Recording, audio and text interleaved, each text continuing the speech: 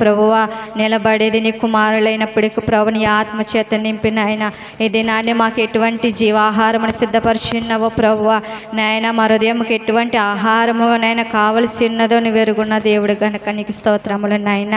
నీ సన్నిధికి వచ్చిన ప్రతి బిడ్డ నాయన ఎటువంటి ఆలోచనలు కలిగి వచ్చి ఉన్నారు ప్రభువ. రహస్యములు ఎరిగిన దేవానికి స్తోత్రములు చెల్లించుకుంటున్నావు నా ప్రభువ. నీకు స్తోత్రాలు నాయన. ప్రభువా నీ సన్నిధిలో అజాగ్రత్తగా నిర్లక్ష్యముగా ఉండకుండా ప్రభువ భయముతోనూ భక్తితో నిన్ను ఆరాధించుటకు సహాయమును దయచేయండి ప్రభువ. నీకు స్తోత్రాలు నాయన. సాతాను దుష్టుని ద్వారా పరచండి ప్రభువ. నీ వాక్యము వినకుండా నాయన వాటిని ఎత్తుకుపోయేవాడు ప్రభువ నాయన. నీ సన్నిధిలో నా ప్రభువ సెవియొగ్గి ఆలకించి కృపను మాకు దయచేయమని అడుగుచున్నాను ప్రభువ. నీ వాక్యము వ్యర్థపరచొద్దు ప్రభువ. మంచి నేలను పడి ఏ రీతిగా ఫలించిన ప్రభువ నీ వాక్యం మా హృదయములో పడి నేను ఫలించినట్లు సహాయము దయచేయండి ప్రభువ. నేను త్రోవ పక్కన పడిన విత్తనము వలె ఉన్నామేమో నా తండ్రి ప్రభా. త్రొక్కబడుతున్న వాక్యమేమో నా తండ్రి మా హృదయంలో ఉందేమో ప్రభువ.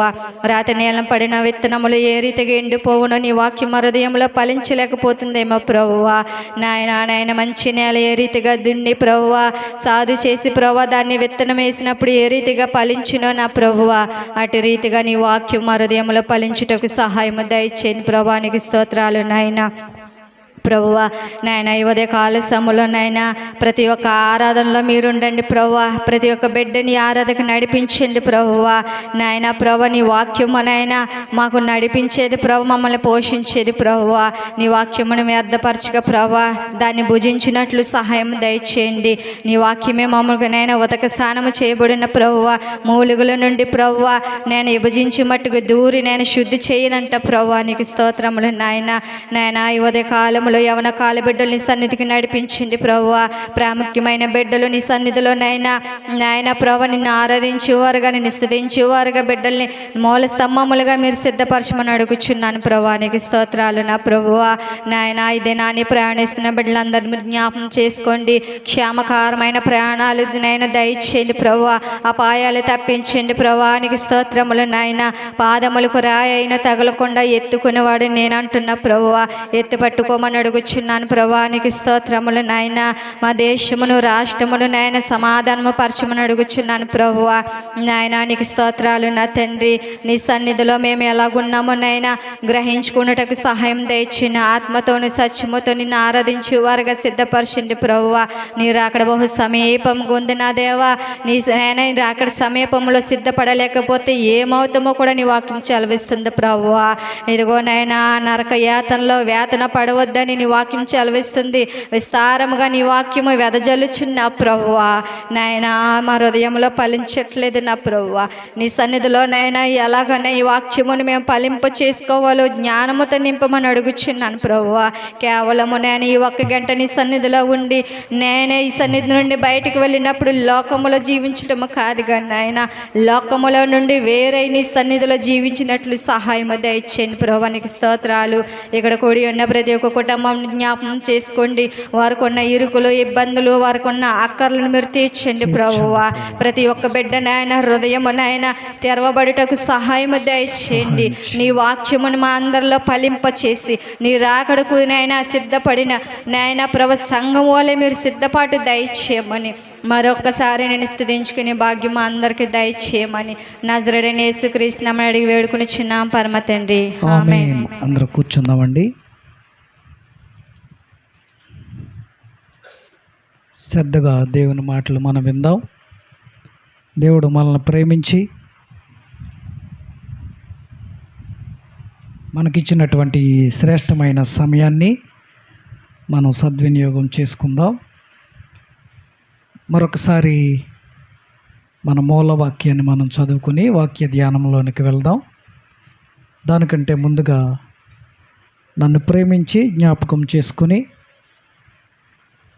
మరలా మీ ఎదుట నిలవడానికి నాకు అర్హతనిచ్చినటువంటి దేవాది దేవునికి వందనాలు చెల్లిస్తూ ఉన్నాను. కూడి వచ్చిన సంఘమంతటికి ప్రభునామములో వందనాలు. ఎవరైతే ఈ దూర శ్రవణ యంత్రము ద్వారా ఈ మాటలు వింటున్నారో వారికి, యూట్యూబ్ ద్వారా ఈ కార్యక్రమాన్ని వీక్షిస్తున్నటువంటి దేవుని పిల్లలైన వారికి ప్రభునామములో శుభములు వారికి తెలియజేస్తూ ఉన్నాను. మన మూలవాక్యాన్ని మనం చదువుకుందాం. తీతుకు రాసినటువంటి పత్రిక 2వ అధ్యాయం 11, 12, 13 వచనాలు మనం చదువుకుందాం. ఏలైనగా సమస్త మనుషులకు రక్షణకరమైన దేవుని కృప ప్రత్యక్షమై మనము భక్తిహీనతను ఇహలోక సంబంధమైన దురాశలను విసర్జించి శుభప్రదమైన నిరీక్షణ నిమిత్తము అనగా మహాదేవుడును మన రక్షకుడునైన యేసు క్రీస్తు మహిమ యొక్క ప్రత్యక్షత కొరకు ఎదురు చూచుచు ఇహలోకములో స్వస్థబుద్ధితోనూ నీతితోనూ భక్తితోనూ బ్రతుకుచుండవలని మనకు బోధించుచున్నది. దేవుడు తన పరిశుద్ధ వాక్యాన్ని మన కొరకు దీవించునుగాక. చిన్న ప్రార్థన చేసుకుని వాక్య ధ్యానంలో మనం ముందుకు కొనసాగుదాం. పరిశుద్ధుడైన మా తండ్రి, ప్రేమ కలిగిన మా ప్రభువా, ఈ ఉదయకాల సమయంలో మరొకసారి మీ పాద సన్నిధికి వస్తూ ఉన్నాం. అల్పులం ప్రభువా, అపాత్రమునైనా మాటి మాటికి మీ గాయాలు రేపోవరము నా తండ్రి. మాలో ఏ పరిశుద్ధత లేదు, మాలో స్థిరమైన విశ్వాసం లేదు మా నాయన. అయినా నీవు ప్రేమిస్తున్నావు గనక, నీవు అవకాశములు ఇస్తున్నావు గనక ప్రభా, మీ సన్నిధిలో నిలవడానికి, మీ సన్నిధిలో కూర్చోవడానికి మీరిచ్చిన ఈ గొప్ప భాగ్యము కొరకై స్తోత్రాలు నాయన. వాక్యము మీది, వాక్యమును మాకు గ్రహించేలాగా సహాయం చేసేవాడు మీ పరిశుద్ధాత్ముడు గనుక పరిశుద్ధాత్మ దేవా మీకు వందనాలు చెల్లిస్తూ ఉన్నాం. వినగల చెవి, గ్రహించగల మనస్సు మా అందరికీ దయచేయండి. మీ మాటల ద్వారా మేము బలపరచబడి మీ రాకడ కొరకు సిద్ధపరచబట్టకు మీ కృపనిమ్మని కొద్దిసేపు మీ సిలువ చాటు నన్ను మరుగు చేసుకుని నాతోనూ కూడి వచ్చిన మీ పిల్లలతోనూ మీరే మాట్లాడమని మా ప్రభువును ప్రియరక్షకుడైన యేసు నామంలో ఈ ప్రార్థన అడిగి వేడుకొనుచున్నాము తండ్రి, ఆమేన్. గత శుక్రవారం మనం చెప్పుకున్న విషయాలు ఎవరికైనా గుర్తున్నాయా? ఎంతవరకు మనం ధ్యానం చేసాం? సరే, నేనే ఒకసారి రివ్యూ చేసేస్తాను. ఏంటి చిన్నమ్మా? ఇంటి దగ్గరుండి ఆ చిన్నమ్మ చెప్తుంది, మీరు వచ్చి మర్చిపోయారు. కాబట్టి మనం చదువుకున్నటువంటి ఈ వచనాల్లో మనం ఒక అంశాన్ని తీసుకుని ధ్యానం చేసాం శుక్రవారం రాత్రి. అదేంటంటే శుభప్రదమైన నిరీక్షణ నిమిత్తము మనం ఎదురు చూడవలసిన వారమై, భక్తి చేయవలసిన వారమై ఉన్నామనేసి మనం చెప్పుకుంటూ వచ్చాం. అయితే నిరీక్షణకు విలువ ఎప్పుడు వస్తుందంటే వాగ్దానం చేసిన దానిని బట్టి వస్తుందని మనం తెలుసుకున్నాం. అయితే ఈ లోకంలో ఎవరమైనా వాగ్దానాలు ఇస్తూ ఉంటాం, కానీ సర్వసాధారణంగా వాగ్దానం ఎప్పుడు విలువైంది అవుతుందంటే వాగ్దానం చేసిన వాడు జీవించి ఉన్నప్పుడు. అండి, నేను మీకు ఏదైనా వాగ్దానం చేసి ఆ తెల్లారి చచ్చిపోయాను అనుకోండి, నా వాగ్దానం నిలబడుతుందా? నా కోసం ఎదురు చూస్తారా? ఏబేల్ గారు వాగ్దానం చేశాడు, ఆయన ఇప్పుడు వస్తున్నాడో చూస్తున్నాను అంటారా? అనరు, మర్చిపోతారు 3వ రోజునే. కాబట్టి వాగ్దానానికి విలువ కావాలంటే వాగ్దానం చేసిన వాడు జీవించి ఉండాలి. మనం నిరీక్షించాలంటే వాగ్దానమును ఆధారం చేసుకుని నిరీక్షించాలి. కాబట్టి క్రైస్తవ విశ్వాస జీవితంలో మనం నిరీక్షించేది వాగ్దానాన్ని బట్టి. మనకు వాగ్దానం చేసినటువంటి మన దేవుడు సజీవుడు, ఆయన నేటికి జీవించి ఉన్నాడు. అందుకే మన వాగ్దానాలు నిలిచి ఉన్నాయి. అందుకే మనం వాటి కొరకు నిరీక్షించవలసిన వారమై ఉన్నాం. కాబట్టి నా ప్రియమైన దేవుని వర్లారా, గత శుక్రవారం మనం ఏం చెప్పుకున్నామంటే 3 వాగ్దానాలను గురించి మనం చెప్పుకున్నాం. యేసుక్రీస్తు ప్రభుల వారు తన సంఘానికి చేసినటువంటి 3 వాగ్దానాలను మనం ధ్యానం చేసాం. ఒకటి, నాతో కూడా ఉండుటకు మిమ్మల్ని తీసుకుని పోదునని. ఒకటి, నిత్య జీవాన్ని అనుగ్రహిస్తాననే 2వ వాగ్దానం. 3వది, పరిశుద్ధాత్మను మీకు అనుగ్రహిస్తాననేటువంటి మరొక వాగ్దానాన్ని మనం ధ్యానం చేసాం. దాన్ని ఇప్పుడు మనం కంటిన్యూ చేస్తూ కొన్ని విషయాలు నేర్చుకుందాం. కాబట్టి క్రైస్తవులుగా మనం నిరీక్షించవలసింది ఈ లోక సంబంధమైన వాటి మీద కాదని కూడా మనం చెప్పుకుంటూ వచ్చాం. అయితే క్రైస్తవులుగా ఇంకా మనం వేటి కొరకు నిరీక్షించాలి, ఇంకా వేటి కొరకు మనం కనిపెట్టేవారుగా ఉండాలి, వేటి కొరకు ప్రార్థన చేస్తూ ఆయన సన్నిధిలో గడిపేవారుగా మనం ఉండాలని మనం ఆలోచన చేస్తే బైబిల్ గ్రంథం ఇంకా కొన్ని విషయాలు చెప్పింది. వాటిలో మరలా మనకున్న సమయాన్ని బట్టి నాకు వేరే మెసేజ్ ఉంది, కొంచెం త్వరగా ముగిస్తాను, క్షమించండి. కొంచెం త్వరగా వెళ్తాను, ఏమనుకోకండి. వాటిలో ప్రాముఖ్యమైనటువంటి మనకున్న సమయంలో మరొక 2-3 విషయాలు త్వరగా నేను చెప్పడానికి ప్రయత్నం చేస్తా. అందరూ శ్రద్ధగా వినండి. ఎవరు బయటికి వెళ్ళిపోవద్దు, అంటే బయటకంటే లేచి వెళ్ళిపోవడం అని కాదు, మన మనస్సులు బయటికి వెళ్ళిపోనివ్వకండి. మరొక విషయం ఏంటంటే యేసుక్రీస్తు 2వ రాకడ కొరకు మనం నిరీక్షించాలి. దేని కొరకండి? చాలాసార్లు మనం వింటూ వచ్చాం కదా, 2020లో యేసుప్రభు వచ్చేస్తున్నాడని. తర్వాత 1900 ఆ సంవత్సరంలో కూడా చాలాసార్లు మనం వింటూనే వస్తూ ఉన్నాం, ఈ సంవత్సరం వస్తున్నాడు, ఇదిగో వస్తున్నాడు, అదిగో వస్తున్నాడు అని, నా చిన్నతనం నుండి కూడా. కాబట్టి ప్రభు రాకడ వస్తుంది, ఆయన వస్తాడనేటువంటి స్పృహ అయితే మనకుంది. కానీ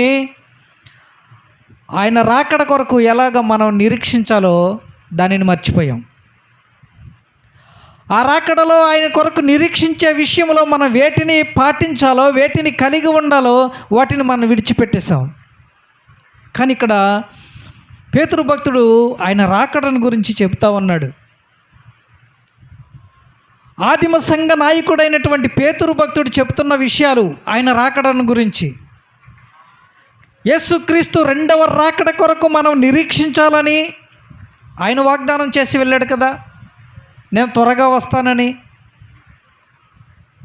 కాబట్టి త్వరగా వస్తానంటే ఇదేంటంటే 2000 దాదాపు 2020 సంవత్సరాలు అయిపోయింది, ఇంకా దాటిపోయింది, ఇదా త్వరగా రావడం అంటే అని అన్యజనులు ప్రశ్నిస్తున్నారు. మనకి అనుమానం వస్తుంది. మా తాతల కాలం నుండి ఇదే వింటున్నాం, వస్తాడని, ఆయన రాలేదు, ఇది ఎంతవరకు నిజమో అనేటువంటి సంశయం కూడా క్రైస్తవ విశ్వాసుల్లో కలుగుతూ ఉంది. కానీ పేతురు భక్తుడు ఏం చెప్తున్నాడంటే ఆయన రాకడ కొరకు నిరీక్షించమని చెప్తా ఉన్నాడు. చూడండి, 2వ పేతురు పత్రిక 3వ అధ్యాయం 12వ వచనం, 12-13 కూడా చదువుదాం. దేవుని దినపు రాకడ కొరకు కనిపెట్టుచు దానిని ఆశతో అపేక్షించుచు మీరు పరిశుద్ధమైన ప్రవర్తనతోనూ భక్తితోనూ ఎంతో జాగ్రత్త గలవారై ఉండాలి. యేసుక్రీస్తు యొక్క రాకడ కొరకు ఎదురు చూస్తున్న ప్రతి క్రైస్తవుడు ఎలా నిరీక్షించాలో ఇక్కడ చెప్తా ఉన్నాడు.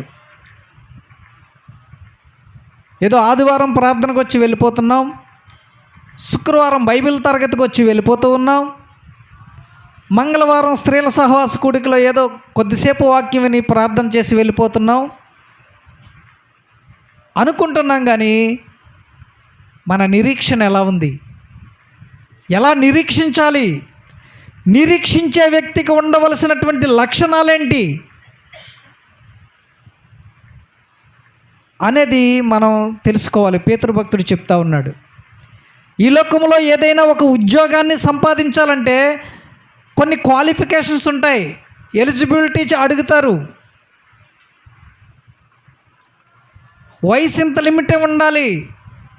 సాధారణంగా ఏ మిలిటరీకో లేదా పోలీస్కి వెళ్తే ఫిజికల్ టెస్ట్ ఉంటుంది, మెజర్మెంట్స్ ఉంటాయి, తర్వాత రిటన్ టెస్ట్ ఉంటుంది. ఇన్ని పరీక్షల్లో నెగ్గితేనే మిలిటరీలో ఆ సైన్యంలో చేరడానికి అవకాశం ఉంటుంది. మరి క్రీస్తు సైనికులుగా మనకి అర్హతలేంటి? క్రీస్తు పరలోక రాజ్య సైన్యంలో మనం పాలివారం కావడాలంటే మనకి అర్హతలేంటి? చాలా అర్హతలు చెప్పింది బైబిల్. ఇక్కడ పేతురు గారు అంటాడు, ఆయన రాకడ కొరకు, రెండవ రాకడ కొరకు నిరీక్షించాలి. నిరీక్షించేవారు ఎలాంటి లక్షణాలు కలిగి ఉండాలి ఇక్కడ చెప్తా ఉన్నాడు. దేవుని దినపు రాకడ కొరకు కనిపెట్టుచు మీరు పరిశుద్ధమైన ప్రవర్తన. ప్రవర్తన అంటే ఏంటి? ప్రవర్తన అంటే అందంగా అలంకరించుకోవడమా? ప్రవర్తన అంటే రోజుకు 2-3 సార్లు స్నానాచారాలు చేయడమా? ప్రవర్తన అంటే బాహ్యంగా మంచి భక్తిపరులుగా కనిపించడమా? ప్రవర్తన అంటే పర్సనాలిటీ, వ్యక్తిత్వం. పర్సనాలిటీ అంటే బాడీ ఉన్న స్ట్రక్చర్ కాదు. పర్సనాలిటీ అంటే మన శరీర సౌష్ఠవం కాదు, వ్యక్తిత్వం. ఎలాంటి వ్యక్తిత్వం కలిగి ఉన్నాం, ఎలాంటి వ్యక్తులుగా జీవిస్తూ ఉన్నాం, ఎలాంటి వ్యక్తిత్వంతో క్రీస్తు కొరకు సాక్ష్యం ఇవ్వగలుగుతున్నాం మనం. ఇక్కడేమంటాడంటే పరిశుద్ధమైన ప్రవర్తన కలిగి జీవించాలి. క్రీస్తు రాకడ కొరకు కనిపెట్టేవారు, నిరీక్షించేవారు. మన జీవితాల్లో ఎంత పరిశుద్ధత ఉంది, మన క్రియల్లో ఎంత పరిశుద్ధత ఉంది, మన అలవాట్లలో ఎంత పరిశుద్ధత ఉంది, మన ఆశలలో ఎంత పరిశుద్ధత ఉంది. ప్రతి దానిని దేవుడు పరిశుద్ధత అనే కొలమానంతో కొలుస్తాడు. బైబిల్ గ్రంథం చెప్తుంది మట్టపు గుండు వేసి చూస్తాడంట. మట్టపు గుండు అంటే ఏంటి తెలుసండి? టాపీ మేస్త్రుల దగ్గర ఉంటుంది కదా తూకం. ఎందుకది? గోడ ఇలా వంకరగా వెళ్ళకుండా ఉంటుంది. అది లేకుండా గోడ కడితే ఇలా వెళ్తుంది గోడ. మన ప్రవర్తన కూడా నిట్ట నిలువుగా క్రీస్తు అనేటువంటి సరళ రేఖను పక్కన పెట్టి ఆ పక్కన మనం ఉంటే ఆయనతో సమానంగా ఉండాలి. మనం పరిశుద్ధమైన ప్రవర్తన గలవాడు మన క్రీస్తు. నాలో పాపం ఉందని మీలో ఎవడు రూపించగలడని సవాలు విసిరిన వెళ్ళినటువంటి ఆ క్రీస్తును ఆరాధిస్తూ, ఆ క్రీస్తును అనుసరిస్తూ, ఆ క్రీస్తు యొక్క రెండవ రాకడ కొరకు నిరీక్షిస్తున్న మనం పరిశుద్ధమైన ప్రవర్తన గలవారుగా, పరిశుద్ధమైనటువంటి ప్రవర్తన కలిగి మట్టపు గుండుతో చూసినప్పుడు, వాక్యం అనే మట్టపు గుండుతో సరిచూసినప్పుడు ఎక్కడ వంకర లేనటువంటి ప్రవర్తన కలిగిన వారముగా ఉండాలి. అంటాడు భక్తితోనూ ఎంతో జాగ్రత్త గలవారై ఉండాలి. ఎంత జాగ్రత్త కలిగి ఉండాలి. ఎక్కడైనా తప్పిపోతున్నానేమో, ఎక్కడైనా జారిపోయానేమో, ఎక్కడైనా ఈ లోకపు పాప ప్రవాహములో కొట్టుకుపోయానేమో అని నిత్యము జాగ్రత్త కలిగిన వారుగా ఉండాలి. ఆయన రాకడ కొరకు ఎదురు చూసేవారు. 13వ వచనంలో అంటాడు చూడండి, అయినను మనం ఆయన వాగ్దానమును బట్టి క్రొత్త ఆకాశముల కొరకును క్రొత్త భూమి కొరకును కనిపెట్టుచున్నాము. దేనికోసం అంటండి? మనమేం దేనికోసం కనిపెడతామంటే, నా పక్కోళ్ళు ఎకరం కొనేసారు, నేనెప్పుడు కొనాలి? ఈ భూమిని సంపాదించుకోవడం, ఈ భూమి మీద ఉన్నటువంటి వాటిని స్వతంత్రించుకోవడం కోసమే మనం ప్రయాసపడుతున్నాం. ఇక్కడ అంటాడు, అయినను మనం ఆయన వాగ్దానమును బట్టి క్రొత్త ఆకాశముల కొరకును క్రొత్త భూమి కొరకును కనిపెట్టాలి. ఈ భూమి లయమైపోతుంది, ఈ భూమి మహావేంద్రంతో గతించిపోతుంది, ఈ విశ్వమంతా లయమైపోతుంది. బైబిల్ చెప్తుంది క్రొత్త భూమి క్రొత్త ఆకాశంలో మనం ప్రవేశించాలి. ఆయన రెండవ రాకడలో వచ్చినప్పుడు మనల్ని ఆ క్రొత్త భూమి క్రొత్త ఆకాశంలోనికే మనల్ని తీసుకుని వెళ్తాడు. పేతురు భక్తుడు చెప్తా ఉన్నాడు. కాబట్టి క్రైస్తవులమైన మనం ఆయన రెండవ రాకడ కొరకు నిరీక్షించాలి. అది ఎలా అంటే పవిత్రమైనటువంటి ప్రవర్తనతో, పరిశుద్ధమైన ప్రవర్తనతో మనం కనిపెట్టేవారుగా ఉండాలని పేతురు భక్తుడు సెలవిస్తూ ఉన్నాడు. రెండవ విషయాన్ని మనం చూద్దాం. రెండవ విషయం ఏం చెప్తుందంటే, బైబిల్ గ్రంథం ఏం చెప్తుందంటే, పునరుద్ధానము కొరకు నిరీక్షించాలి. దేని కొరకండి? రెండవ రాకడ క్రీస్తు మరలా ఈ భూమి మీదకి రావడం కోసం నిరీక్షించే మనం మరి ఆయన్ని ఎదుర్కోవాలంటే పునరుద్ధానం చెందవలసిన వారమై ఉన్నాం. పునరుద్ధానం అంటే ఏంటండి? మీకు తెలిసింది చెప్పండి. పునరుద్ధానం అంటే ఏంటి? చచ్చిపోయి మళ్ళీ బ్రతకడమా? అంతే కదా, చనిపోయి బ్రతకడం. మరి లాజరు చనిపోయి బ్రతికాడు, పునరుద్ధానుడేడా? బైబిల్ గ్రంథం చాలామంది చనిపోయి బ్రతికారు, బ్రతికింపబడ్డారు. పునరుద్ధానం అయినట్టైన వాళ్ళు కాదు. చనిపోయి బ్రతకడం వేరు, పునరుద్ధానం వేరు. రెండు ఒకటి కాదు. పునరుద్ధానం వేరు, చనిపోయి బ్రతకడం వేరు. ఈ లోకంలో చాలామంది చనిపోయి బ్రతికిన వారు ఉన్నారు. బైబిల్ గ్రంథంలో చాలామంది కూడా ఉన్నారు. వాళ్ళందరూ పునరుద్ధానం చెందినట్లు కాదు. పునరుద్ధానం అంటే ఏంటో, దాని యొక్క విశిష్టత ఏమిటో పౌలు భక్తుడు కొరింథీ సంఘానికి చెప్తా ఉన్నాడు. చూడండి, కొరింథీయులకు రాసినటువంటి మొదటి పత్రిక చాలా విషయాలు చెప్తా వస్తున్నాడు పునరుద్ధానాన్ని గురించి. 15వ అధ్యాయం 42వ వచనం నుంచి మనం ఒక్కొక్కటిగా చదువుకుంటూ వద్దాం. చాలా విషయాలు ఉన్నాయి. 42వ వచనం, మృతుల పునరుద్ధానము అలాగే శరీరము క్షయమైనదిగా విత్తబడి అక్షయమైనదిగా లేపబడును. ఇది పునరుద్ధానం గురించి చెప్తా ఉన్నాడు పౌలు గారు. శరీరము క్షయమైనదిగా విత్తబడి అక్షయమైనదిగా లేపబడడం. నేను చనిపోయి మరలా ఇదే శరీరంతో బ్రతకడం పునరుద్ధానం కాదు. ఒకవేళ బ్రతికినా మరలా ఇది క్షయమైపోతుంది. కాబట్టి యేసుక్రీస్తు చేసినటువంటి పునరుద్ధానం అది క్షయమైపోయేది కాదు. ఆయన మరలా ధరించుకున్నటువంటి ఆ శరీరం క్షయమయ్యే శరీరం కాదు. మరలా అలాంటి పునరుద్ధానాన్ని మనం పొందాలి. ఆ పునరుద్ధానం కొరకు మనం ఎదురు చూడాలి. ఆ పునరుద్ధానం కొరకు మనం కనిపెట్టాలి, సిద్ధపడాలి. అందుకే అంటాడు, శరీరము క్షయమైనదిగా విత్తబడి అక్షయమైనదిగా లేపబడాలి. ఇంకా నాశనము లేనటువంటి శరీరం. ఇంకా శరీరానికి నాశనం ఉండదు, దానికి అంతము లేదు. కాబట్టి 43 అంటాడు చూడు, ఘనహీనమైనదిగా విత్తబడి మహిమ గలదిగా లేపబడును, బలహీనమైనదిగా విత్తబడి బలమైనదిగా లేపబడును. ఈ శరీరం బలహీనమైనది. మనం ఎంత భక్తి చేసినా, ఎన్ని ప్రార్థనలు చేసినా ఏదో అవయవం దెబ్బతింటూనే ఉంటుంది. తిందండి. గొప్ప భక్తులే అవయవాలు చెడిపోయి చనిపోయారు. మనం ఇది గమనించాలి. మనం అనుకుంటాం, అబ్బే ఆమె అంత ప్రార్థన పర్రాలండి, అంత భక్తి పర్రాలండి, ఇలాంటి చావు వచ్చిందేంటి? అలాంటి చావే వస్తుంది వయసు అయిపోతే. దీనికి ఒక వయసునిచ్చాడు, ఒక ఆయుష్నిచ్చాడు దేవుడు. ఆయుష్ తరిగిపోయే కొలది ఒక్కొక్కటి క్షీణించుకుపోద్ది. ఇది క్షయమైపోద్ది శరీరం. ఇది మంటిలో కలిసిపోవలసిందే. అందుకంటాడు, ఘనహీనమైనదిగా విత్తబడి మహిమ గలదిగా లేపబడడం పునరుద్ధానం అంటే. లాజరు యొక్క జీవితాన్ని చూసినప్పుడు ఘనమహీనమైనటువంటి జీవితం లాజరుది. కుక్కలు తన పుళ్ళు నాకినటువంటి హీనమైనటువంటి జీవితం, శరీరం, బ్రతుకు. కానీ ఘనమైనదిగా ఆయన మరణంలో మనం చూస్తూ ఉంటాం. యేసు ప్రభు వారు చెప్తున్న విషయాలు. లాజరు ఘనమైనటువంటి మరలా వెళ్ళాడు, స్థితికి వెళ్ళిపోయాడు.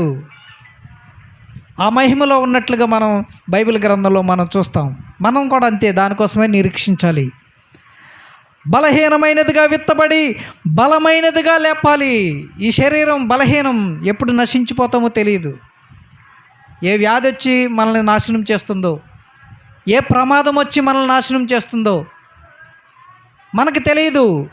కానీ మనం ఎలా ఈ లోకాన్ని విడిచి వెళ్ళినా బలమైన వారముగా తిరిగి లేపబడాలనేది పౌలు గారు పునరుద్ధానాన్ని గురించి చెప్తా ఉన్నాడు. మరొక విషయం ఏంటాడు చూడు, 44 అంటాడు, ప్రకృతి సంబంధమైన శరీరముగా విత్తబడి ఆత్మ సంబంధమైన శరీరముగా లేపబడడం పునరుద్ధానం అంటే. ఇది ప్రకృతి సంబంధమైన శరీరం.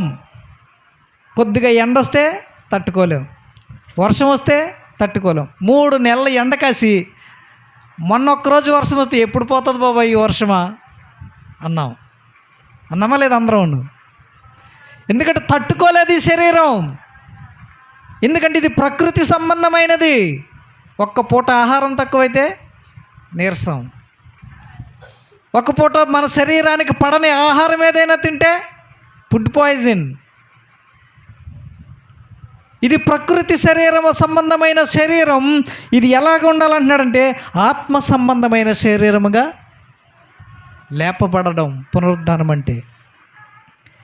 కాబట్టి చూడండి, ప్రకృతి సంబంధమైన శరీరం ఉన్నది గనుక ఆత్మ సంబంధమైన శరీరము కూడా ఉంది మనకి. అది క్రైస్తవుల యొక్క అనుభవాల్లోనే ఉంది. ఈ లోకంలో వేరే ఎవరికి ఈ అనుభవాలు లేవు. లోకంలో భక్తి చేస్తున్న అనేక మందికి ఈ అనుభవం లేదు, ఈ నిరీక్షణ లేదు. అడిగితే చూడండి, మీరు ఎవరైనా అన్యజనులాగా అడిగితే ఏం చెప్తారు వాళ్ళు? నాకు ఒక శరీరం వస్తుంది, నేను మరలా పునరుద్ధానం చెందుతానని చెప్తారా? తెలియదు వాళ్ళకి ఈ విషయాలు.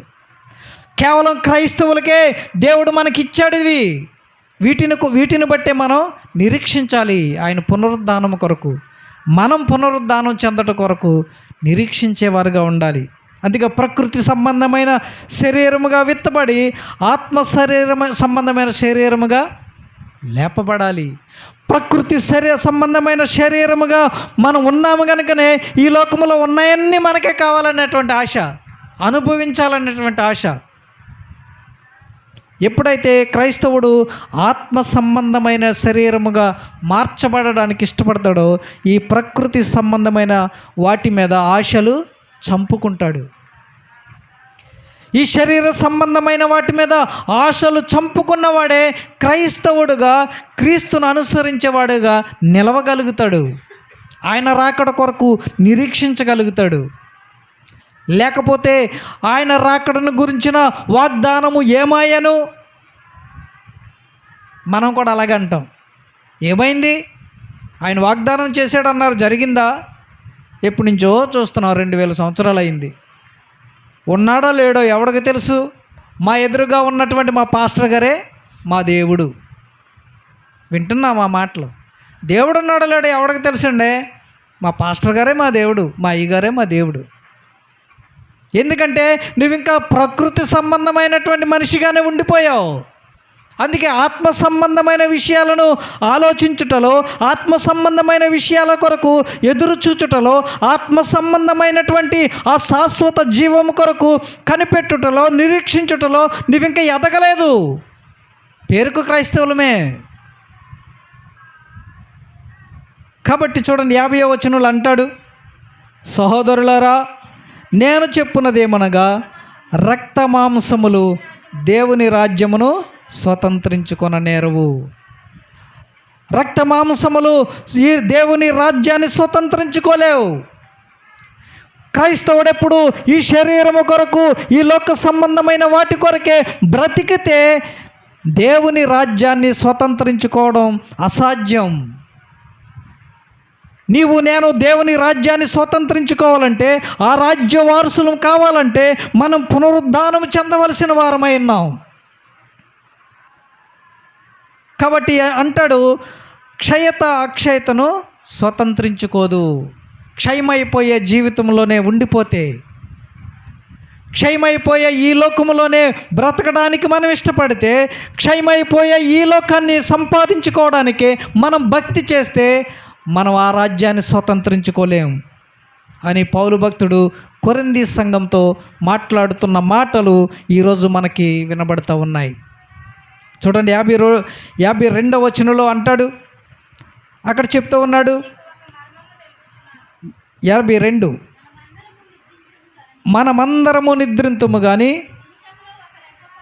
నిమిషములో ఒక్క రేపపాటున కడబూర మ్రోగును, అప్పుడు మృతులు, 52 కదమ్మా, అప్పుడు మృతులు అక్షయులుగా లేపబడుదురు, మనము మార్పు పొందుదుము. మృతులు అక్షయులుగా లేపబడుదురు. ఇది పునరుద్ధానం.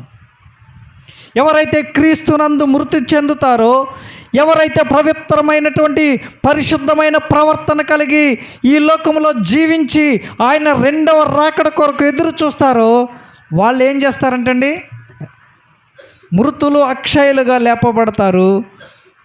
మనము మార్పు చెందుతాం, మన శరీరం మారిపోతుంది, అక్షయమైన శరీరాన్ని మనం ధరించుకుంటాం. యేసు ప్రభుల వారు పునరుద్ధానం చెందిన తర్వాత శిష్యులు గదిలో ఉండి కనిపెడుతున్నప్పుడు ఆయన తలుపులు తీయకుండానే లోనికి వెళ్ళాడు. అక్షయమైన శరీరం, అలాంటి శరీరం ఇంకెవరికి రాలేదు, ఎవరు ధరించుకోలేదు, బైబిల్ ఎవరికీ లేదు.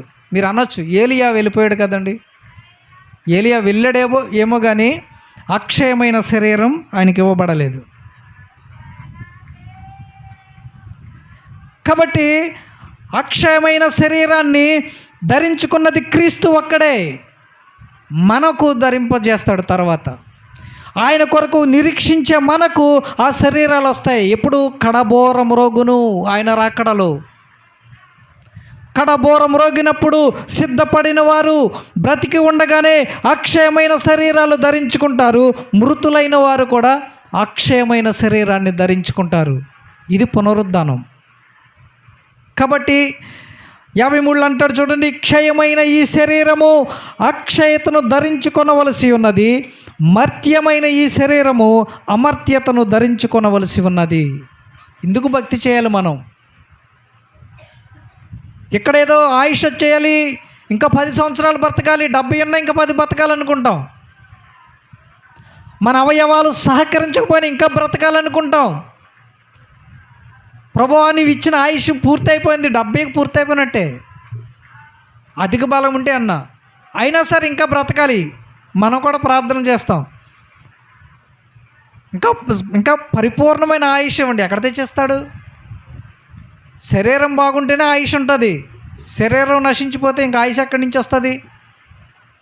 కానీ మనం అవగాహన లేనటువంటి ప్రార్థనలు చేస్తూ ఉంటాం, దేవుని చిత్తానికి విరుద్ధమైనటువంటి ప్రార్థనలు చేస్తూ ఉంటాం. ఎందుకంటే ఈ లోకం మీద ఉన్నటువంటి ఆశ, ఈ శరీరం మీద ఉన్నటువంటి ఆశ, ఆత్మకు ఈ శరీరం మీద చాలా ఆశ ఉంటుంది. దీనిని విడిచిపోవడానికి ఇష్టపడదు ఆత్మ. ఇది ఎంత కృషించిపోయినా దీనిని ఇంకా ఏదో చేయాలనేటువంటి ఆశతోనే ఆత్మ ప్రయత్నం చేస్తూ ఉంటుంది. కాబట్టి క్షయమైన ఈ శరీరము అక్షయతను ధరించుకొనవలసి ఉన్నది, మర్త్యమైన ఈ శరీరము అమర్త్యతను ధరించుకొనవలసి ఉన్నదని పౌలు గారు కొరింథీ సంఘానికి చెప్తున్నాడు. మనము కూడా ఈ శరీరము కొరకు కాదు కానీ అమర్త్యమైనటువంటి శరీరము కొరకు, అక్షయమైనటువంటి ఆ శరీరము సంపాదించుకోవడానికి భక్తి చేయాలి, నిరీక్షించాలి. అదే శుభప్రదమైన నిరీక్షణ. తీతుకు రాస్తూ పౌలు గారు చెప్పినటువంటి ఆ శుభప్రదమైన నిరీక్షణ ఏంటంటే అక్షయతను ధరించుకోవడం. మన భక్తి అంతా దాని మీదే ఉండాలి, మన ప్రార్థన అంతా దాని కొరకే చేయాలి. కానుకలు ఇస్తున్నాను కదా నా సీట్ కన్ఫర్మ్ అయిపోద్ది అనుకోకండి, అలాంటి బోధలు వినకండి. నిన్న ఎక్కడ వీడియో చూశాను, అంటే మనం ఇక్కడ ఎంత ఇస్తే అంత అక్కడ దేవుడు అక్కడ బైండ్లో రాసుకుంటాడంట. ఇంకా ఆయనకి ఏ పని లేదు, డబ్బు లెక్కలు రాసుకోవడమే. ఇంకా ఆయనకి పని ఏం లేదు, ఒక బైండ్ పెట్టుకున్నాడు. ఈ ప్రపంచంలో 800 కోట్ల మంది జీవించి ఉన్నారు, చనిపోయిన వారు ఇంకో 800 కోట్ల మంది వేసుకోండి. ఈ 1600 కోట్ల మంది లెక్కలు ఆయన రాసుకుంటూ కూర్చున్నాడు. ఇంకా వేరే పని ఏం లేదు ఆయనకి. ఆయన ఈ లోకానికి వచ్చి రక్తం చిందించింది కూడా ఎందుకంటే నీ కానుకిస్తావని. ఆఫ్టర్ ఆల్ నీ పనికిమాలిన ఎయిడ్స్ రక్తమో లేకపోతే క్షయవ్యాధి రక్తమో మందు తాగేసి కల్మసం అయిపోయిన నీ రక్తం కోసం ఏంటి, నీ కానుక కోసం ఆయన రక్తం చిందించాడు అనమాట. బుద్ధిహీనమైనటువంటి విశ్వాసం ఇది. నువ్విచ్చే పనికిమాలిన దశంభాగం, అపవిత్రమైన దశంభాగం కోసం ఆయన కల్వరి శిలువలో మరణించి నేను మీకోసం మరణించాను, నా కొరకు కానుకలు ఇవ్వండి అని చెప్పాడా? బుద్ధిహీనమైన బోధలు వినకండి. ఆధ్యాత్మిక జీవితాలు నాశనం అయిపోతున్నాయి, గమనించండి. నేను కానుకలు ఇవ్వద్దని చెప్పట్లా, నీ స్వార్థం కోసం, నువ్వేదో ఆశ కోసం, నువ్వేదో ఈ లోకంలో పొందుకోవడం కోసం కానుకిస్తున్నా మంచిదే, దానికి 100 రెట్లు నేను ఇచ్చేస్తానన్నాడు దేవుడు. ఉంచుకోడు. కానీ దేవుణ్ణి డబ్బు పిచ్చోడిని చేయకండి. దేవుడు డబ్బు పిచ్చతో నీకోసం ఈ లోకంలో మరణించలేదు. నిన్ను పోగొట్టుకోవడం ఇష్టం లేక, నీవు నిత్య నరకంలోనికి పడిపోవటం ఇష్టం లేక ఆయన వచ్చాడు తప్ప పనికిమాలని నీ కానుక కోసం రాలేదు. ఇవాళ భయంకరమైన బోధలు, పెద్ద పెద్ద సేవకులు దశంభాగం ఈ దరిద్రం ఎందుకు కట్టుకుందో నాకు అర్థం కాదు. నేను కానుకలు ఇవ్వద్దని చెప్పట్లేదు. 10% క్రైస్తవ్యాన్ని భ్రష్టు పట్టిస్తున్నారు. ఈ కానుక కొత్త నిబంధన మనకు స్వేచ్ఛనిచ్చింది. ధర్మశాస్త్రం మనిషిని బంధించింది. ఆ బంధకాలన్నింటినీ విడిపించి మీరు స్వేచ్ఛగా బ్రతకండి అని దేవుడిస్తే, నువ్వు ఇచ్చినా చేసిన ఏది చేసినా స్వేచ్ఛగా చేయమంది కొత్త నిబంధన యేసుక్రీస్తు ప్రభుల వారు. కానీ వీళ్ళేం చేస్తున్నాం, మేమేం చేస్తున్నాం, మరలా మిమ్మల్ని అక్కడే బంధించేస్తున్నాం. మళ్ళీ ఆ ధర్మశాస్త్రం కిందే అణిచివేసి ఒక బండ మీ మీద పెట్టేస్తున్నాం. ధర్మశాస్త్రం కింద నుంచి బయటికి రండి. గలతీ పత్రిక చదవండి 10 సార్లు, మీకు అర్థమవుతుంది. ఇప్పుడొద్దు. ధర్మశాస్త్ర సంబంధమైనటువంటి నీతి మనకు పనికిరాదు. అది నిన్ను పరలోకానికి చేర్చదు. పౌలు గారు చాలా రోషంతో చెప్తాడు గలతీ పత్రికలో, క్రైస్తవులకి కాదు ధర్మశాస్త్రం. క్రైస్తవులకు క్రొత్త నిబంధన, క్రీస్తు ఇచ్చినటువంటి వాగ్దానాలు, వాటిని బట్టి భక్తి చేద్దాం. దేవుడు నిన్ను స్వేచ్ఛావంతుడిగా స్వాతంత్రం నీకు ఇస్తే, మళ్ళీ ఆగస్టు 15కి స్వాతంత్రం గురించి ప్రసంగాలు చేద్దాం. స్వతంత్ర దినోత్సవం రోజుని స్వాతంత్రం కోసం ప్రసంగం చేస్తాం, కానీ ధర్మశాస్త్ర బానిసత్వంలోనే ఉన్నామన్న సంగతి మాత్రం క్రైస్తవులకు తెలియలేదు ఇంకా. అందుకే ఇక్కడ అంటాడు, క్షయమైన ఈ శరీరము అక్షయతను ధరించుకొనవలసి ఉన్నది, మర్త్యమైన ఈ శరీరము అమర్త్యతను ధరించుకొనవలసి ఉన్నది. దాని కొరకే ప్రయాసపడాలి క్రైస్తవుడు. 54 అంటాడు చూడండి, ఈ క్షయమైనది అక్షయతను ధరించుకున్నప్పుడు, ఈ మర్త్యమైనది అమర్త్యతను ధరించుకున్నప్పుడు విజయమందు మరణము మృంగివేయబడెను అని వ్రాయబడిన వాక్యం నెరవేరును. ఎప్పుడైతే నీవు అమర్త్యతను అక్షయతను ధరించుకుంటావో మరణానికి నీ మీద అధికారం లేదు, మరణ భయం నీలో లేదు, నీ మీద ఉండదు, దానికి అధికారం ఉండదు నీ మీద. నీవు బ్రతికి ఉండగానే ఆ స్థితిని పొందుకోవాలి. ఈ దేహంలో జీవించి ఉండగానే ఆ స్థితికి అర్హుడుగా నీవు ఈ దేహంలో ఉండగానే అర్హతను సాధించాలి. ఎప్పుడైతే అర్హత నీకు వస్తుందో మరణము నిన్ను భయపెట్టదు, వ్యాధి నిన్ను భయపెట్టదు, పరిస్థితులు నిన్ను భయపెట్టవు. అసలు సిసలైన క్రైస్తవుడు పరిస్థితులకు, మరణానికి ఎవరికి భయపడ్డు. నువ్వు భయపడి దిగులుపడి ముడుచుకుపోయి బాధపడిపోతున్నావంటే నీ శరీర సంబంధమైన జీవితం కోసం ఇంకా నువ్వు సరైన క్రైస్తవుడు కాదు.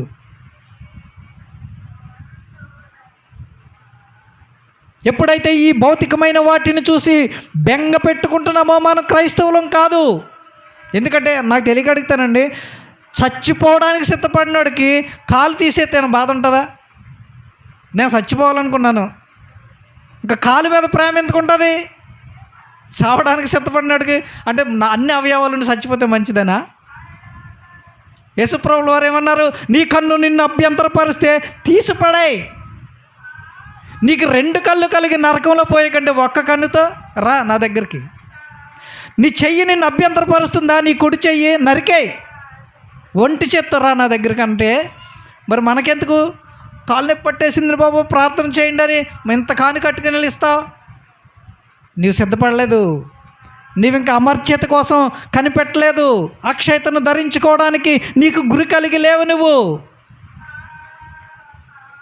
పునరుద్ధానం అంటే చనిపోయి తిరిగి లేవడం కాదు, జబ్బులు తగ్గిపోవడం కాదు.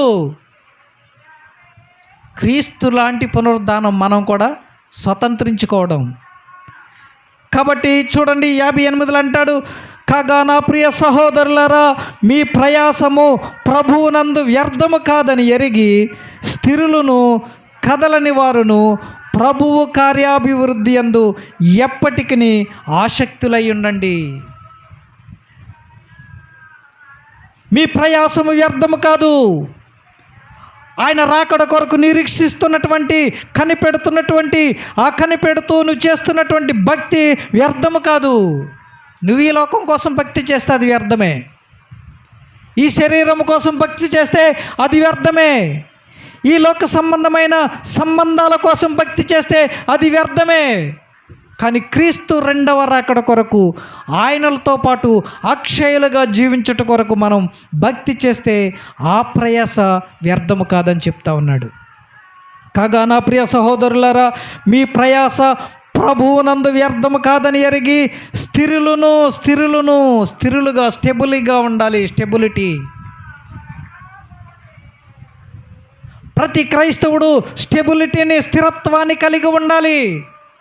మనం అంతా అన్స్టెబిలిటీ కదా. ఎవరేటి చెప్తాడు పరిగెడతాం. ఎక్కడ కచ్చిపులు ఇస్తున్నారంటే అక్కడికి వెళ్ళిపోతాం. ఎక్కడ కొబ్బరి నూనె ఇస్తున్నారంటే అక్కడికి వెళ్ళిపోతాం. ఎవరు అంజూర కాయలు ఇస్తున్నారంటే అక్కడికి వెళ్ళిపోతాం. ఏది నీ స్థిరం? ఎవరు ఏది ఇస్తానంటే అక్కడికి పరుగులు పెడుతున్నాం. ఇక్కడేమంటాడంటే చూడండి, మీ ప్రయాసము ప్రభువునందు వ్యర్థము కాదని ఎరిగి స్థిరులను కదలని వారును ప్రభువు కార్యాభివృద్ధి యందు ఎప్పటికీ ఆసక్తి. తగ్గిపోయింది ఆసక్తిని కోల్పోయావా? భక్తి పైన ఆసక్తిని కోల్పోయి ప్రార్థించడం మానేసావా? ఆసక్తిని కోల్పోయి ఎప్పుడు విన్నా వాక్యమే కదా, ఎందుకో వెళ్ళి వినడం, యూట్యూబ్లో వస్తుంది, టీవీలో వస్తుంది, మందిరానికి వెళ్ళే వినాలా అనే ఆసక్తిని కోల్పోయావా? టీవీలో అయితే ఎక్కడో పెద్ద సేవకులు వాక్యం వినొచ్చు. ఇలా ఉంది, మన ముందు పుట్టి పెరిగారు వీళ్ళ సేవకులంటే. వినకపోయినా పర్లేదు వీళ్ళ వాక్యం. కాబట్టి టీవీలో అయితే ఎక్కడి నుంచో వస్తారు, ఆయనకు మనం 10,000 పంపచ్చు. ఇక్కడ మాత్రం లేదు, అక్కడికి పంపుతాం. కాబట్టి నా ప్రియమైన దేవుని వల్ల స్థిరులుగా ఉండాలి. 10 మంది కన్యకులు ప్రభువుని ఎదుర్కోవడానికి వెళ్ళారు. ఆయన పాపం ఆలస్యం చేశాడు. ఎందుకు ఆలస్యం చేశాడో చేసేసరికి అందరూ నిద్రపోయారని మేల్కోకున్నారా? మేల్కోకున్నారా కన్యకులు? ఏమ్మా, 10 మంది కన్యకులు నిద్రపోయారా మేల్కోకున్నారా? నిద్రపోయారు. అందరూ నిద్రపోయారు. కడబోరం రోగింది, ఇదిగో ప్రభు వస్తున్నాడు అని, పెండ్లి కుమారుడు వస్తున్నాడు. వాళ్ళు లేచారు, దీపాలు వెలిగించారు. 5 వెలిగిని 5 వెలగలేదు. ఇప్పుడు వెలగని వాళ్ళు ఏమన్నారు? మాకు కొద్దిగా పెట్టండి, నీ ప్రార్థన కొంచెం అప్పి, నీ భక్తి కొద్దిగా అప్పెట్టు అని అడిగారు. ఇదేంటిది, మీకు మాకు సరిపోదు, ఇది ఇవ్వడానికి కుదరదు, అమ్మవారి దగ్గరికి వెళ్ళి కొని తెచ్చుకోండి. ఇవాళ అమ్ముతున్నారు, కొనుక్కుంటాక మనం వెళ్తున్నాం. కొబ్బరి నూనె అమ్ముతున్నారు, కొనుక్కుంటున్నాం. కచ్చిపులు అమ్ముతున్నారు, కొనుక్కుంటున్నాం. అరటిపళ్ళు అమ్ముతున్నారు, కొనుక్కుంటున్నాం. కొనుక్కునే బ్యాచ్లోనూ ఉన్నావంటే నువ్వు ఎలాంటి కన్యకవు? బుద్ధి లేని కన్యకవు అనమాట. బుద్ధి గల కన్యకవు అయితే స్థిరంగా ఉండి నువ్వు అక్కడే ఉంటావు, ఎలుగుతూ ఉంటావు ఎప్పుడూను. కాబట్టి మనం భక్తి ఎలా ఉందో మనం గ్రహించాలి. స్థిరులుగా ఉండాలి, ఆసక్తి గలవారమై ఉండాలని పౌలు గారు చెప్తా ఉన్నాడు. కొరింథీ సంఘముతో చెబుతూ ఉన్నాడు, ఈరోజు మీతో చెబుతూ ఉన్నాడు. ఇవి నా మాటలు కాదు.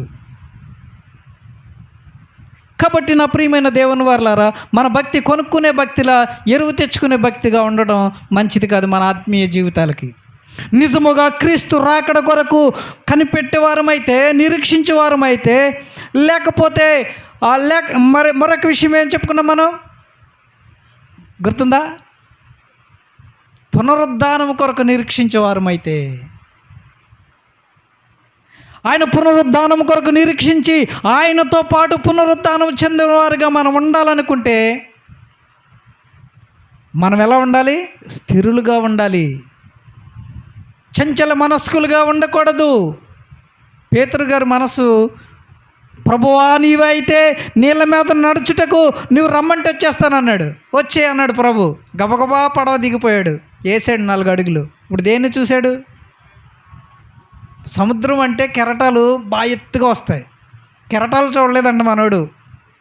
కెరటాలు చూస్తే ఎవరికైనా భయం వేద్ది. గాలిని చూశాడంట. చూడవలసిన దాన్ని చూసి భయపడితే పర్లేదు, కనిపించిన దాన్ని చూసి భయపడ్డాడు. మనం కూడా అంతే. కనిపించినవి మనల్ని భయపెట్టలేని వాటిని చూసి భయపడుతూ ఉంటాం. కాబట్టి నా ప్రియమైన దేవుని వర్లారా, ఆయన పునరుద్ధానం కొరకు మనం కనిపెట్టేవారుగా ఉండాలి, స్థిరులుగా ఉండాలి. అందుకే ఫిలిప్పి సంఘంతో రాస్తున్నాడు, ఫిలిప్పి సంఘానికి రాస్తున్నాడు పౌలు గారు 3వ అధ్యాయం 10వ వచనంలో చెప్తూ ఉన్నాడు. ఆయన ఆశ ఏంటో చెప్తూ ఉన్నాడు. ఆయన ఎలాంటి ఆకాంక్షతో నిరీక్షణ కలిగి జీవిస్తున్నాడో చెబుతూ ఉన్నాడు. ఇక్కడ ఫిలిప్పి పత్రిక 3:10, ఏ విధము చేతనైనను మృతులలో నుండి నాకు పునరుద్ధానము కలగవలెనని ఆయన మరణము విషయంలో సమానానుభవం గలవాడనై ఆయనను ఆయన పునరుద్ధానమును ఎరుగు నిమిత్తము. పౌలు గారు ఎంత ఆశతో మాట్లాడుతున్నాడు ఈ మాటలు. ఏ విధము చేతనైనను ఈ శరీరము క్షీణించిపోయినను, ఈ అవయవాలలో కొన్ని కోల్పోయినను, లేకపోతే ఈ చుట్టూ ఉన్న పరిస్థితులు, ప్రజలు నన్ను అనేకమైనటువంటి శ్రమలు పాలు చేసినను, ఆయనకు ఆశ ఏంటంట? ఆయన పునరుద్ధానమును మరణ విషయములో సమాన అనుభవము, ఈక్వల్ ఎక్స్పీరియన్స్, సమానమైన అనుభవం. క్రీస్తు ఎలా శ్రమ పడ్డాడో నేను అలాగే శ్రమ పడాలి. క్రీస్తు ఎలా నిందించబడ్డాడో నేను అలాగే నిందలు భరించాలి. క్రీస్తు ఈ లోకాన్ని రక్షించడానికి ఎంత వదులుకొని రిక్తుడిగా ఈ లోకంలోనికి వచ్చాడో నేను రిక్తునిగా మారిపోవాలి. క్రీస్తుతో పాటు సమాన అనుభవం గలవాడిగా నేను ఉండాలి. ఆయనలాగా నేను పునరుద్ధానుడు కావాలి అని మాట్లాడుతున్నాడు.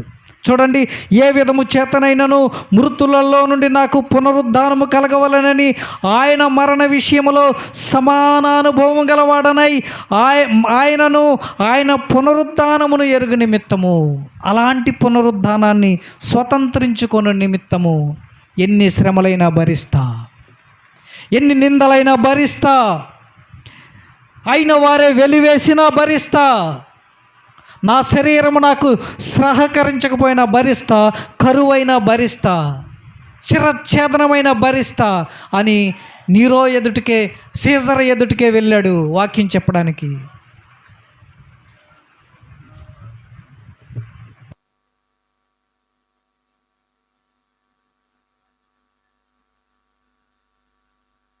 రోమా ప్రభుత్వం కూడా అలాంటి ఆంక్షలే విధించింది. వాళ్ళకే వాక్యం చెప్తానన్నాడు పౌలు గారు. అందుకే వాడ బద్దలైపోయినా భయపడలేదు. పోయిన వారం అయ్యగారు చెప్పారు, వాడ పగిలిపోయినా భయపడలేదు, 14 రోజులు ఆహారం లేకపోయినా భయపడలేదు, పాము కరిచినా భయపడలేదు. తన గురి ఒకటి ఏంటంటే ఏమైనా సరే వెళ్ళి వాక్యం చెప్పాలి, రోమలో ఉన్న చక్రవర్తికి వాక్యం చెప్పాలి, నా శిరస్సు తెగిపడినా పర్వాలేదు. ఉందా మనకు ఆ గురి? ఆయన పునరుద్ధానములో, ఆయన మరణములో సమాన అనుభవం నాకు కావాలి, నేను క్రీస్తు వంటి వాడిగా మారిపోవాలన్నటువంటి ఆ గురి, నిరీక్షణ పౌలు గారు కలిగి ఉన్నాడు. ఒక చోట ఏమంటాడంటే క్రీస్తు వదిలి వెళ్ళిన వాటిని నేను నెరవేరుస్తానంటున్నాడు. క్రీస్తు కొన్ని వదిలి వెళ్ళిపోతే, ఏదైనా వదిలి వెళ్ళిపోతే దానిని కూడా నేను నెరవేర్చి అనుభవించి క్రీస్తునొద్దకు వెళ్ళడానికి నాకు ఇష్టపడుతున్నానంటాడు పౌలు గారు. కాబట్టి నా ప్రియమైన దేవుని వర్లారా, ఇంకా ఉన్నాయి. నిత్య జీవాన్ని స్వతంత్రించుకోవడానికి మనం నిరీక్షించాలి. నా సమయం అయిపోయింది, నా కోసం ఎదురు చూస్తారు అక్కడ, నన్ను క్షమించండి. కాబట్టి ఆఖరిగా ఒక వచనాన్ని మనం చదువుకుని మనం ముగించుకుందాం. కొరింథీ మొదటి పత్రిక 15-19 ఈ వాక్యాన్ని మనం చూసుకుని మన వాక్యాన్ని ముగించుకుందాం. తదుపరి కార్యక్రమాన్ని రమేష్ అయ్య గారు నడిపిస్తారు. ఈ జీవిత కాలము మట్టుకే మనము క్రీస్తునందు నిరీక్షించు వారమైన ఎడల మనుష్యులందరికంటే దౌర్భాగ్యులమగుదుము. ఒకవేళ ఈ జీవితకాలం మట్టుకే నీవు నిరీక్షిస్తే, నీ భక్తి ఈ జీవితానికి సరిపడగానే నీవు భక్తి చేస్తే మనుష్యులందరికంటే మనంత దౌర్భాగ్యుడు లేడు. నేను చాలా విషయాలు దాటుకుంటూ వచ్చేసా. కాబట్టి ఈ జీవితకాలం మట్టుకు మన భక్తి కాదు, అక్షయతను ధరించుకోవాలి. క్రీస్తు పునరుద్ధానం లాంటి పునరుద్ధానాన్ని మనము కూడా పొందుకోవాలి. అలా పొందుకోవాలంటే క్రీస్తు మరణములో సమాన అనుభవం గలవారుగా మనం ఈ లోకంలో బ్రతకాలి. దేని కొరకు నిరీక్షిస్తున్నావు? మన నిరీక్షణ దేని కొరకు?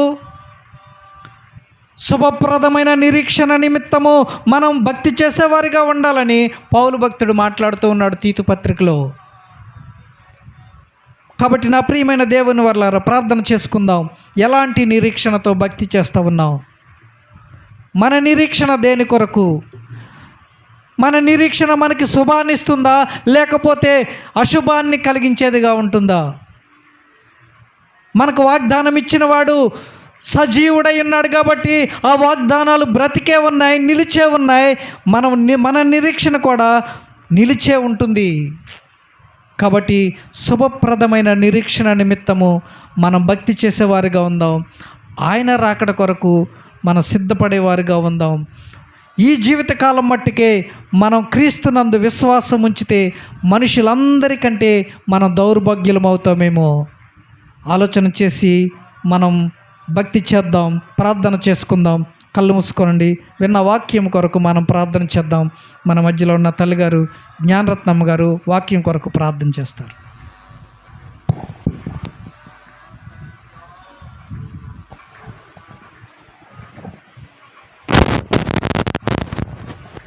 స్తోత్రం స్తోత్రం స్తోత్రం స్తోత్రం. మహాగణుడ, మహిమోన్నతుడ, పరిశుద్ధుడని